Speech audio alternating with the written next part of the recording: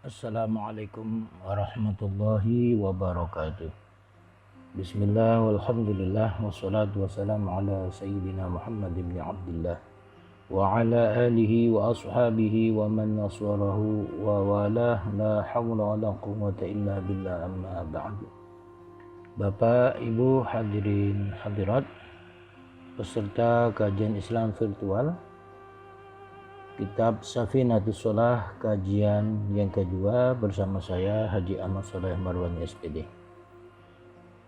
Kali ini kita akan masuk kepada pembahasan kewajiban pertama umat Islam, yaitu meyakini makna dua kalimat syahadat. Sebelumnya mari kita hadiah suratul Fatihah ila hadrat Nabi sallallahu alaihi wasallam wa ala alihi wa ashabihi wa azwaji wa dzurriyyatil kiram. Al-Fatihah. A'udzu billahi minasyaitonir rajim. Bismillahirrahmanirrahim. Alhamdulillahi rabbil alamin arrahmanir rahim maliki yaumiddin. Iyyaka na'budu wa iyyaka nasta'in ihdinas siratal mustaqim. Siratal ladzina an'amta 'alaihim ghairil maghdubi 'alaihim waladdallin. Amin. Bismillah hadrati mu'allif hadzal kitab Sayyid Abdullah bin Umar bin Yahya al-Hadrami. Al-Fatihah. A'udzu billahi minasyaitonir rajim. Bismillahirrahmanirrahim. Alhamdulillahi rabbil alamin arrahmanir rahim maliki yaumiddin. Iyyaka na'budu wa iyyaka nasta'in ihdinas siratal mustaqim. Siratal ladzina an'amta 'alaihim ghairil maghdubi 'alaihim waladdallin. Amin. Bismillah hadrati masyayikh ma'had berdut pesantren wa masyayikh mahal langitan rahimahumullahu ta'ala wa adaman nafa wa ada alaina wa ala ahlina wa ala awladina dzurriyyatina talamidina bi barakatihim wa barakati ulumihim. Al-Fatihah. A'udzu billahi minasyaitonir rajim. Bismillahirrahmanirrahim. Alhamdulillahi rabbil alamin arrahmanir rahim maliki yaumiddin. Iyyaka na'budu wa iyyaka nasta'in ihdinas siratal mustaqim. Siratal ladzina an'amta 'alaihim ghairil maghdubi 'alaihim waladdallin. Amin. Bismillahirrahmanirrahim. Kewajiban umat Islam. Awwalu ma yajibu ala kulli muslimin i'tiqadu ma'na syahadataini wa tasmimu qalbihi alaihi. Awwalu ma yajibu, hal pertama kali, yajibu yang wajib, ala kulli muslimin, atas setiap orang Islam, laki-laki maupun perempuan.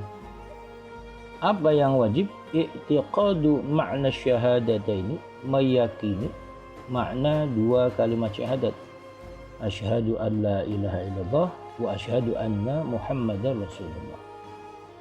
Wa tasmimu qalbihi, dan memantapkan hatinya, alaihi, makna syahadat tersebut.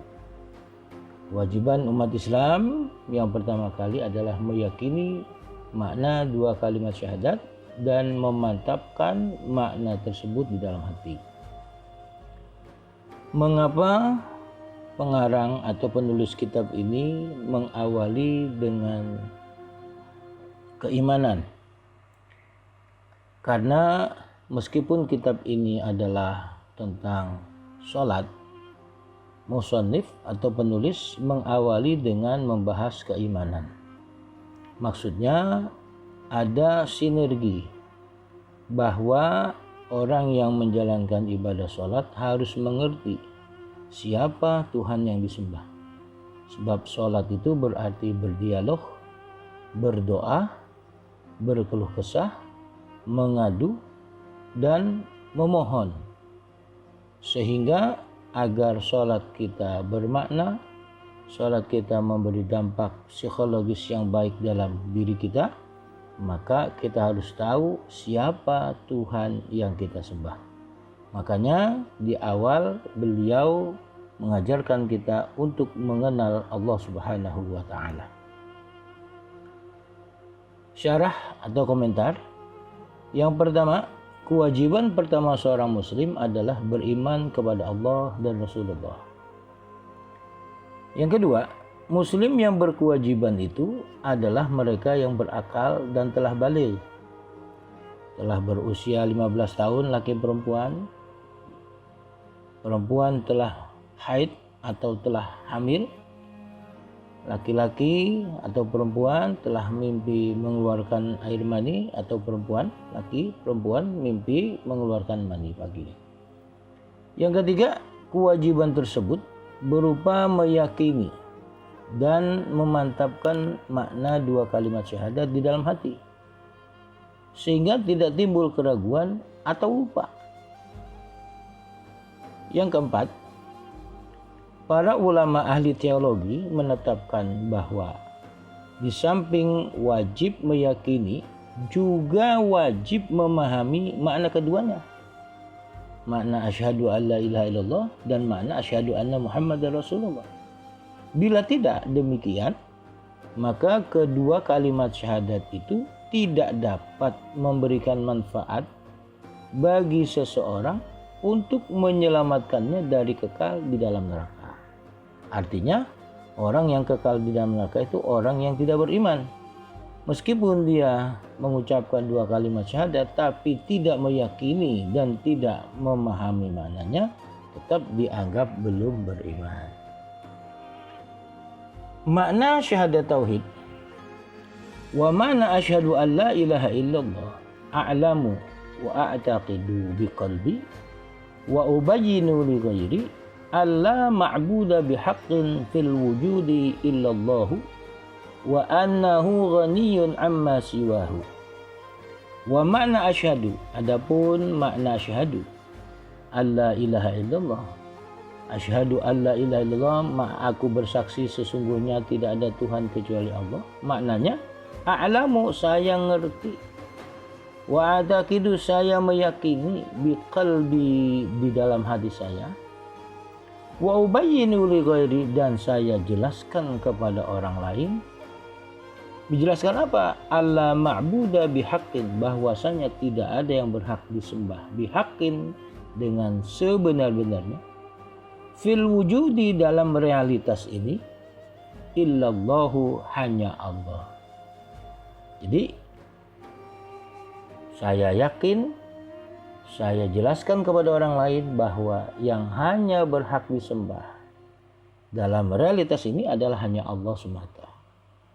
Wa annahu, dan sesungguhnya Allah, ghaniyun, zat yang maha kaya, artinya tidak butuh, amma siwahu, kepada selain dirinya. Allah tidak butuh siapapun, tidak butuh makhluk, tidak butuh pembantu, tidak membutuhkan sekutu. Nih, syarah penjelasannya. Syahadat, apa sih syahadat itu? Syahadat atau persaksian itu adalah pengakuan yang benar, yang bersumber dari berbagai dalil, sehingga menimbulkan keyakinan yang mantap dalam hati dan tidak ada keraguan bahwa tidak ada Tuhan selain Allah. Setelah dia analisis fenomena alam berdasarkan tanda-tanda alam itu, baik dari dalil akli maupun dalil nakli. Nakli maksudnya dari kata nakal, mengutip dalil kutipan berasal dari Quran atau hadis, atau dalil akli berdasarkan analisis dari fenomena alam, mengambil sebuah kesimpulan bahwa tidak ada Tuhan selain Allah. Nah, orang yang punya kesimpulan itu kemudian dia mengaku dalam hatinya dan akan memberikan persaksian, itulah yang disebut syahadah. Untuk keabsahan keislaman orang kafir harus mengucapkan kata asyhadu, meskipun dengan menggunakan bahasa ajam atau bukan bahasa Arab. Tidak boleh diganti a'lamu, saya tahu, saya mengerti. Gak boleh, harus asyhadu. Selanjutnya, sehingga seandainya ada seseorang berkata a'lamu alla ilaha illallah wa a'lamu anna Muhammadar Rasulullah, artinya aku mengerti bahwa sesungguhnya tidak ada Tuhan selain Allah, dan aku mengerti bahwa sesungguhnya Nabi Muhammad Rasulullah Allah, maka ia belum beragama Islam. Kenapa demikian? Ini alasannya. Yang pertama, bahwa sesungguhnya Nabi Muhammad peletak syariat melafalkan kata asyhadu dalam memberikan persaksian, bukan a'lamu. Yang kedua, karena sesungguhnya makna kata asyhadu persaksian lebih khusus daripada makna mengetahui a'lamu. Alasannya karena persaksian itu adalah sebuah perbuatan yang muncul dari pengetahuan yang dihasilkan dari penyaksian mata atau penyaksian mata hati, mata batin. Sehingga setiap persaksian itu adalah pengetahuan, tidak demikian sebaliknya. Pengetahuan itu persaksian, tidak. Tapi kalau persaksian, pasti orang itu tahu. Allah adalah Tuhan yang memonopoli hak penciptaan dan mewujudkan berbagai benda, hakikat dan sifat. Dia yang memonopoli, tidak ada yang bisa menciptakan, tidak ada yang bisa mewujudkan, kecuali hanya Allah. Semua perkara baru, artinya makhluk, tidak mungkin bisa keluar dari batasan makhluk ciptaan Allah Ta'ala. Sehingga semua keadaan dan pekerjaan-pekerjaan hamba yang berdasarkan pilihannya, artinya bukan sesuatu yang refleks atau yang bukan dia kehendaki, semuanya terjadi berdasarkan kudrah Allah Ta'ala.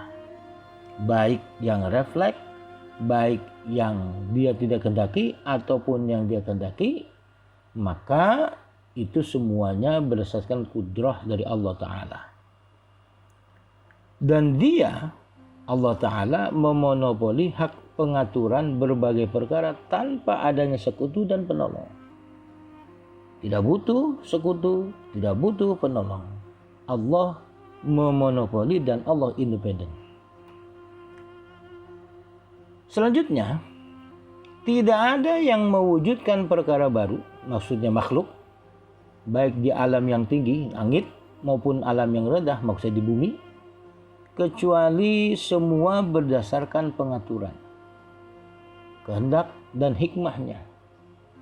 Mengapa manusia berjalan dengan 2 kaki, ayam dengan 2 kaki, kambing, sapi, kerbau dengan 4 kaki. Mengapa bentuknya demikian? Itu semuanya hikmahnya Allah yang tahu. Dan dia, Allah Ta'ala, maha mengetahui berbagai akibat perkara keseluruhannya tanpa kesulitan berpikir. Artinya kalau kita membuat sesuatu benda, handphone umpamanya, atau mobil atau apa saja, kita belum tahu dampak buruknya, dampak negatifnya. Tetapi Allah Subhanahu wa Ta'ala maha tahu apa manfaatnya, apa madaratnya. Barang siapa mengerti bahwa sesungguhnya Allah Ta'ala memonopoli penciptaan dan pengaturan, maka ia tidak perlu susah-susah memikirkan pengaturan dirinya. Akan tetapi ia serahkan semuanya kepada pengaturan penciptanya, Allah Subhanahu wa Ta'ala. Artinya bukan berarti kita diam saja tidak berusaha, tetap kita harus berusaha, kita berupaya, semuanya serahkan hasilnya kepada Allah. Ini yang disebut dengan tawakal. Sebagaimana firman Allah Ta'ala surat Al-Qasas surat 28 ayat 68. Wa rabbuka yakhluqu ma yasha' wa yakhtar ma kana lahumul khiyarah subhanallahi wa ta'ala amma yusyrikun. Allah Ta'ala berfirman yang artinya, dan Tuhanmu menciptakan apa yang Dia kehendaki dan memilihnya. Sekali-kali tidak ada pilihan bagi mereka, maksudnya bagi makhluk. Maha suci Allah dan maha tinggi dari apa yang mereka persekutukan dengan Dia. Bila Allah telah menentukan sesuatu, maka manusia tidak dapat memilih yang lain lagi dan harus menaati dan menerima apa yang telah ditetapkan oleh Allah. Rezekinya hari ini baik, besok seret, hari ini sakit, besok sehat, dan apapun yang terjadi kita wajib menerimanya. Dalam potongan kalimat la ilaha, jadi dalam potongan kalimat la ilaha illallah, syahadat tauhid la ilaha illallah, ada potongan kalimat la ilaha, artinya tidak ada Tuhan yang berhak disembah. Dalam kalimat itu terdapat penafian, pengingkaran segala sesuatu yang berupa sekutu dan perumpamaan dari Allah Ta'ala. Jadi ketika tidak dalam kata-kata la ilaha, tidak ada Tuhan yang disembah, artinya tidak ada sekutu baginya, tidak ada yang menyerupai, tidak ada yang menyamai. Sedangkan dalam potongan kalimat tauhid illallahu, kecuali Allah, terdapat penetapan zat yang maha tinggi serta sifat-sifat kesempurnaan yang berhak dimiliki Allah. Kata hila illallah, kecuali Allah yang berhak disembah, yang maha tinggi, yang sempurna. Itu maknanya demikian. Muftakirun ilahi kullu ma'adahu, ini sifatnya Allah. Muftakirun ilahi kullu ma'adahu, muttasifun bi kulli kamalin, munazzahun an kulli naqsin, wa ma khatara bil bali. Allah muftakirun, dibutuhkan ilahi kepadanya. Jadi Allah itu dibutuhkan oleh siapa? Kullu ma'adahu, semua makhluk selain Allah. Semua yang Allah ciptakan pasti butuh kepadanya. Muttasifun bi kulli kamalin, Allah bersifat dengan segala sifat kesempurnaan. Munazzahun, Allah maha suci, bersih, an kulli naqsin, dari segala sifat kekurangan. Wa ma khatara bil bali, dan maha suci dari apa-apa yang terlintas di dalam hati yang tidak sesuai dengan sifat Allah. Kalau Allah maha mengetahui, Allah maha melihat, kalau begitu matanya Tuhan besar sekali ya, semuanya bisa dilihat. Allah maha mendengar, kalau begitu daun telinganya Tuhan itu besar sekali ya, semuanya bisa dia dengar. Tidak demikian. Allah berbeda dengan makhluknya. Penjelasannya atau syarahnya, Allah tidak butuh atau ketidakbutuhan Allah kepada makhluk menetapkan keharusan Allah bersifat dengan sifat sama. Artinya maha mendengar. Allah tidak butuh makhluk, berarti Allah maha mendengar. Juga sifat basar, maha melihat. Allah tidak butuh makhluk, berarti Allah maha melihat. Dan sifat kalam, berfirman, berkata-kata. Allah tidak bisu. Allah maha dengar, tidak tuli. Allah maha melihat, tidak buta. Dan Allah maha berfirman, berkata-kata. Artinya Allah tidak bisu. Karena Allah maha mendengar, Allah maha melihat, dan bisa berkata atau berfirman, maka dari ketiga sifat ini menafikan bahwa Allah tidak butuh kepada makhluk. Seandainya Allah Ta'ala bersifat dengan kebalikannya dari sifat-sifat ini, artinya Allah itu tuli, Allah buta, Allah bisu, niscaya menetapkan bahwa Allah butuh kepada zat yang menyempurnakannya. Kalau Allah tuli, Allah buta, Allah bisu, berarti Allah tidak sempurna. Masa iya Tuhan tidak sempurna? Pasti butuh kepada yang menyempurnakannya. Dan itu tidak kebutuhan Allah kepada makhluk, menafikan sifat istighna, tidak butuh kepada makhluk. Jadi Allah itu istighna, Allah itu maha kaya, tidak butuh kepada makhluk.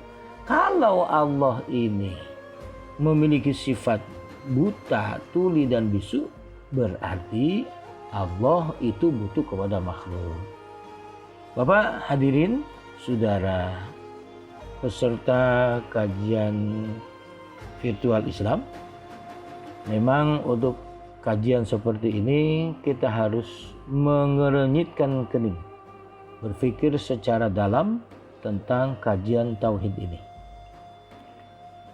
Selanjutnya, butuhnya makhluk kepada Allah mewajibkan Allah bersifat wahdaniyah, Maha Esa. Makhluk butuh kepada Allah, Allah tidak butuh makhluk. Makhluk butuh kepada Allah. Ini mewajibkan Allah bersifat wahdaniyah, Maha Esa. Dan alam wajib bersifat hadis atau baru. Jika sifat wahdaniyah Tuhan tidak ada, artinya Tuhan itu tidak Maha Esa, niscaya Tuhan akan berbilangan. Dan kalau Tuhan berbilangan menetapkan ketidakbutuhan perkara baru kepada Allah Ta'ala. Jadi makhluk tidak butuh lagi kepada Tuhan, Tuhannya banyak. Dan ketetapan ini adalah ketetapan yang batil, keliru. Selanjutnya, bila sifat barunya alam dinafikan atau ditiadakan, jadi alam itu tidak bersifat baru atau alam itu qadim, niscaya alam menjadi qadim. Qadim itu dahulu. Bila alam menjadi qadim, niscaya ia wajib adanya. Pasti wajib qadim.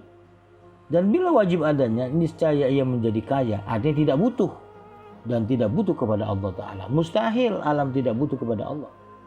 Dan ketetapan ini juga ketetapan yang batil, yang salah dan keliru. Lanjutnya, sifat Allah, lam yattakhidh sahibatan wala walada wala yumathilu fi dhatihi wa sifatihi wa af'alihi ahada. Lam yattakhidh, Tuhan tidak butuh teman, sahibatan teman, wala waladan, dan Tuhan tidak butuh anak, wala yumathilu fi dhatihi, dan tidak ada yang menyamai dalam sifat Tuhan, zat Tuhan, wa sifatihi, dan sifat-sifat Tuhan, wa af'alihi, dan pekerjaan ahad, dan seorang pun. Jadi tidak ada seorang pun menyamai zatnya Allah, menyamai sifatnya Allah, dan menyamai pekerjaannya Allah. Pekerjaannya Allah membuat sesuatu tidak butuh alat. Beda, kita butuh bahan, butuh alat untuk menciptakan sesuatu, tapi Allah tidak butuh apa-apa. Penjelasannya, Allah tidak butuh anak. Nabi Isa yang diklaim oleh orang-orang Nasrani sebagai anak Allah bukanlah anak, akan tetapi makhluk yang Allah ciptakan tanpa seorang ayah. Hal itu dikarenakan karena Allah wajib bersifat wujud dan maha kaya dari selainnya serta sempurna zatnya.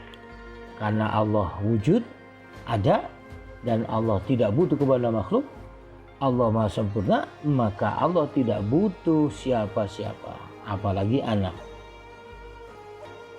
Berikutnya ada kisah dialog teologi. Diceritakan bahwa seorang ulama ditawan oleh tentara Romawi.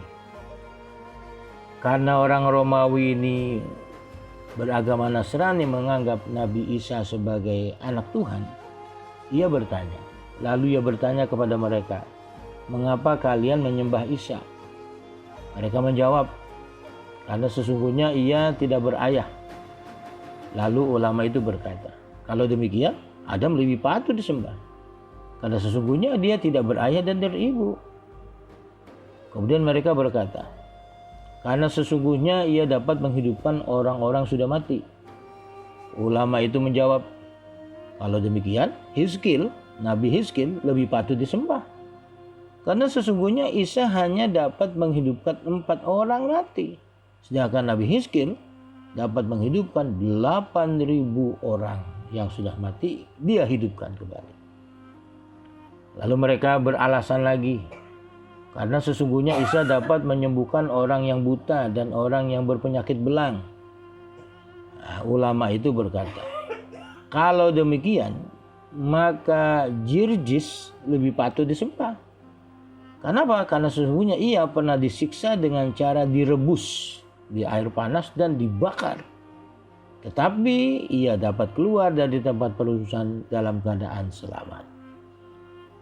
Bapak hadirin saudara peserta kajian virtual Islam yang berbahagia, selanjutnya ada kisah kehebatan Asyah istri Fir'aun, seorang perempuan yang bisa mengalahkan laki-laki, istri suaminya yaitu Fir'aun. Asyah ini seorang muslimah yang menjadi istri dari Fir'aun.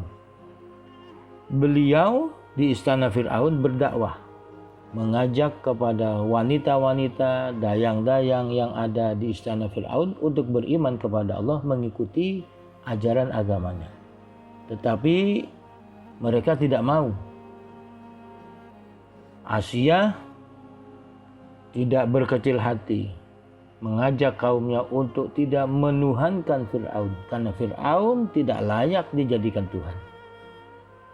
Kisah bahwa Asia istri Fir'aun berkata kepada Fir'aun, aku ingin melakukan permainan kepadamu, dan barang siapa yang kalah, maka dia harus keluar istana dalam keadaan telanjang bulat menuju gerbang istana.